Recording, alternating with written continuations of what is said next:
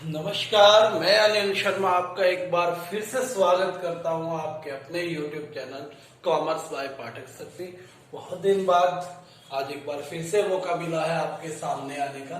तो आज हम वहां से शुरू करेंगे जहां हमने टॉप अप किया था। इश्यू ऑफ डिबेंचर्स चैप्टर चल रहा था और उसका बिल्कुल लास्ट टॉपिक पेंडिंग था, writing of discount loss on issue of debenture. आपको पता है डिबेंचर्स जो है डिस्काउंट पर इश्यू किए जाते हैं और उन्हें हम रिडीम जो करते हैं वो करते हैं प्रीमियम पर। ठीक है, तो हमने आपको कई सारे फॉर्मूले बताए थे जिसके द्वारा आप loss on issue of debentures भी फाइंड आउट कर सकते थे। इससे पिछले टॉपिक्स में वो सब था। यदि अभी आपने वो कंटिन्यूटी छोड़ दी है तो एक बार पिछले वीडियोस को आप रिवाइंड कर लेंगे, दोबारा देख लेंगे। तो आज का जो टॉपिक है that is writing of discount loss on issue of debentures. देखिए, डिस्काउंट या लॉस जो होता है वो कंपनी के लिए लॉस होता है और सभी लॉसेस को हम राइट ऑफ करते हैं। ठीक है, तो उसे राइट ऑफ करने के लिए हमने क्या करना चाहिए, हमें जो करना चाहिए वो ये है कि हम डिस्काउंट और लॉस को सबसे पहले सिक्योरिटीज प्रीमियम रिजर्व से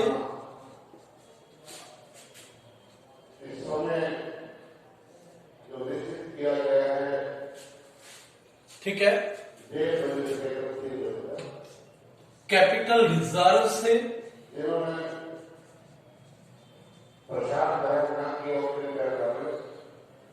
और statement of profit and loss, तीन ऐसी चीजें जहां से हम इस डिस्काउंट को या लॉस को क्या कर सकते हैं, राइट ऑफ कर सकते हैं। ठीक है, तो देखिए सबसे पहले हमारे पास जो अवेलेबल फंड है that is securities premium reserve. सबसे पहली चीज हमारे पास ही, ठीक है, दूसरा कैपिटल रिजर्व और तीसरा statement of profit and loss. यदि लॉस हम राइट ऑफ कर सकते हैं सिक्योरिटीज प्रीमियम रिजर्व से तो बहुत अच्छी बात है, और यदि सिक्योरिटीज प्रीमियम रिजर्व में इतना अमाउंट नहीं है कि हम कंप्लीटली राइट ऑफ कर सके, ठीक है, तो जो बाकी का बच गया हमारे पास कैपिटल रिजर्व है वहां से राइट ऑफ करेंगे। अगर इन दोनों से भी वो अमाउंट इतना बड़ा है कि इन दोनों से भी हम राइट ऑफ नहीं कर पाए तो हम statement of profit and loss से भी क्या कर सकते हैं, उसको राइट ऑफ कर सकते हैं। सपोज कीजिए हमारे पास 50,000 रुपए सिक्योरिटीज प्रीमियम रिजर्व में थे, 1 लाख रुपए कैपिटल रिजर्व में थे और statement of profit and loss में कोई रुपए नहीं थे, लेकिन इससे हम चार्ज कर सकते हैं।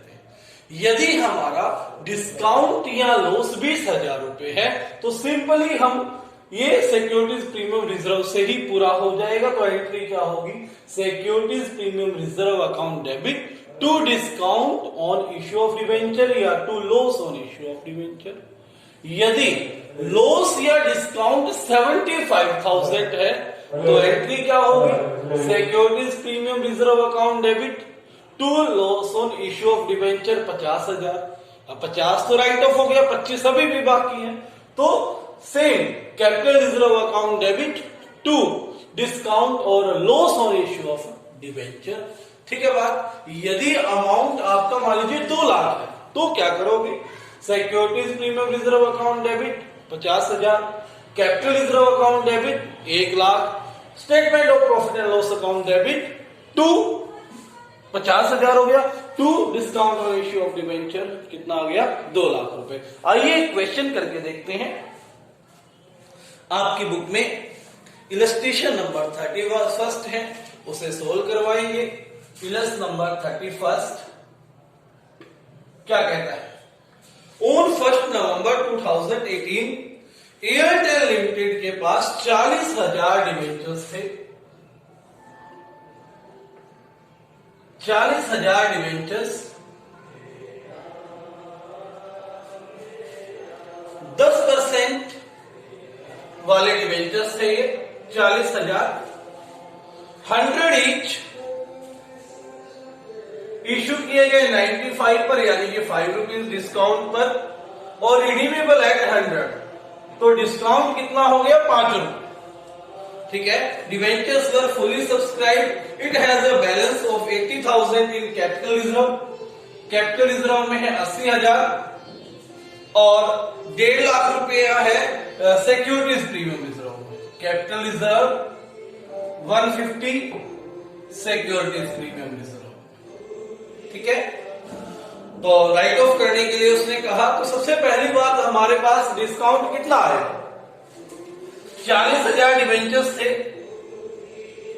5 रुपए डिवेंचर पर डिस्काउंट है तो 2 लाख रुपया हो गया।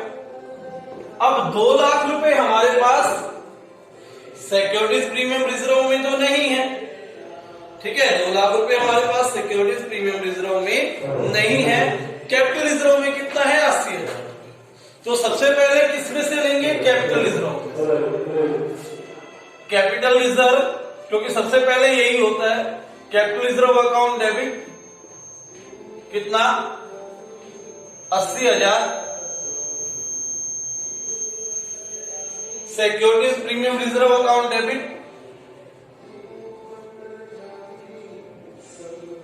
120, क्योंकि 2 लाख टोटल था, 80,000 यहां से राइट ऑफ हो गया, तो यहां से 120 और चाहिए, 150 है ही, तो 2 discount on issue of debenture 2 lakh. ठीक है बात, सबसे पहले कहां से लेंगे, कैपिटल रिजर्व से, फिर सिक्योरिटीज प्रीमियम रिजर्व से, उसके बाद statement of profit and loss. उम्मीद करता हूं ये चीजें आपको समझ में आ गई होंगी। ठीक है, और ध्यान से इसे देखेंगे ताकि आपकी जो है कंटिन्यूटी बनी रहे। एक और क्वेश्चन सोल्व करेंगे। नेक्स्ट क्वेश्चन है 32।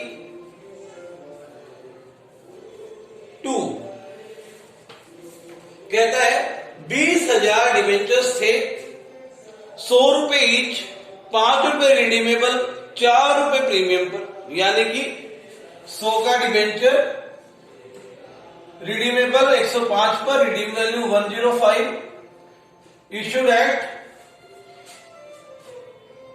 5 रुपीज डिस्काउंट था, इश्यूड एट 95, रिडीम्ड एट 4%, यानी कि 104 पर 9 रुपए डिस्काउंट, लॉस हो गया, सॉरी इस बात कहेंगे लॉस।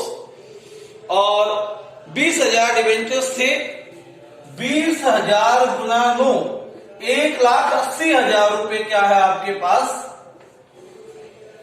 लॉस ऑन डिवेंचर्स है।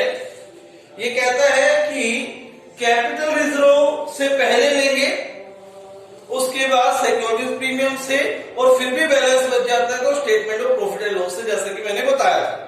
कैपिटल रिजर्व में 1 लाख है, सिक्योरिटीज प्रीमियम रिजर्व में 50,000।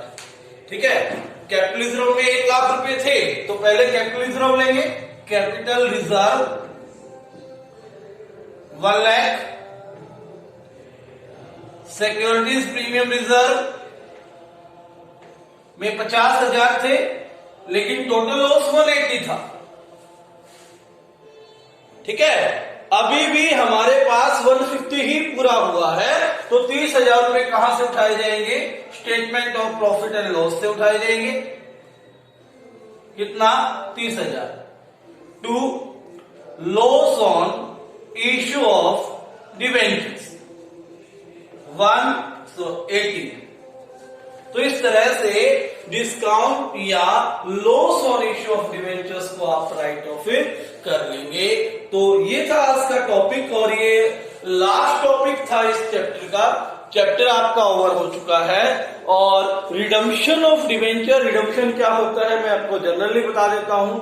रिडम्पशन का मतलब क्या है कि डिबेंचर जो है आपने लोन लिया है, एक फिक्स पीरियड के बाद आप उसको रीपे करोगे, उसको रीपेमेंट करना ही रिडम्पशन ऑफ डिबेंचर होता है। सिर्फ मीनिंग इस साल आपके टॉपिक में है, मीनिंग मैंने आपको बता ही दिया। नेक्स्ट चैप्टर आपका सिलेबस में नहीं है, तो अब एनालिसिस स्टार्ट करेंगे हम। नेक्स्ट बुक जो कि हमारी लास्ट बुक है एनालिसिस। तो आज के लिए इतना ही, धन्यवाद। नेक्स्ट बुक जो है हम आपको स्टार्ट करेंगे जल्दी ही वीडियोस उससे रिलेटेड भी हम आपको अपलोड करेंगे। धन्यवाद।